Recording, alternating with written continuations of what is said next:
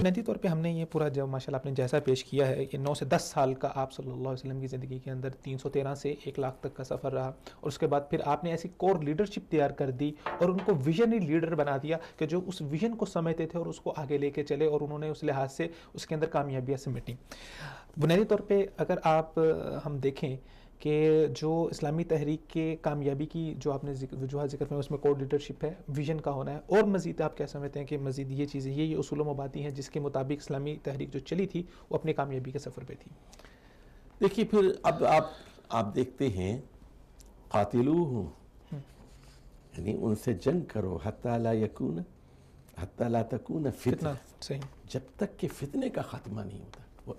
اور وَيَكُونُ الدِّينُ كُلُّهُ لِلَّهِ۔ دین کا کیا مطلب ہے؟ ایک دین کے لفظی معنی ہے غلبے اور تسلط کے، غلبہ اور تسلط۔ وہ دین جو ہے یعنی دین اسلام تسلط کے لیے آیا ہے، یعنی عربی میں کہتے ہیں دین تہم فدانو، میں نے ان کو جھکایا تو وہ جھک گئے۔ تو یہ جو ہے، یہ جو دین آیا ہے هو الذی ارسل رسولہ بالہدی ودین الحق۔ ادھر دیکھیے آپ، دو چیزوں کے ساتھ اللہ نے رسول اکرم صلی اللہ علیہ وسلم کو بھیجا، ایک الہدی کے ساتھ بھیجا اور دوسرے دین حق کے ساتھ بھیجا، لیظہرہ علی الدین کلہ، تاکہ وہ تمام غلبہ پسند نظاموں پر غالب آ جائے۔ یعنی اسلام کا جو مزاج ہے،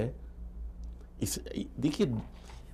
اسلام تو کسی اور نظام کو تسلیم ہی نہیں کرتا، کسی اور دین کو تسلیم ہی نہیں کرتا۔ ان الدین عند اللہ الاسلام ومن یبتغی غیر الاسلام دینا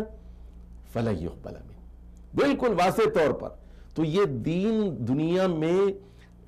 غلبے کے لیے آیا ہے، تسلط کے لیے آیا ہے۔ اس بات کو حضرت ابو بکر نے اور حضرت عمر فاروق نے اچھی طرح سمجھ لیا اور اس کو نافذ کر دیا۔ اس کے بعد وہ پھیلے، اس کے بعد وہ پھیلے، اور آپ نے دیکھا کہ 19 ہجری میں رسول اللہ صلی اللہ علیہ وسلم کے وصال کے 8 سال بعد ہماری فوجیں ہرات افغانستان میں تھی، ہم نے بیت المقدس فتح کر لیا، شام فتح کر لیا، اردن فتح کر لیا، آذربائیجان میں ہم چلے گئے، اور پھر اس کے بعد غزہ سے ہوتے ہوئے ہم مصر میں داخل ہوئے، اور پھر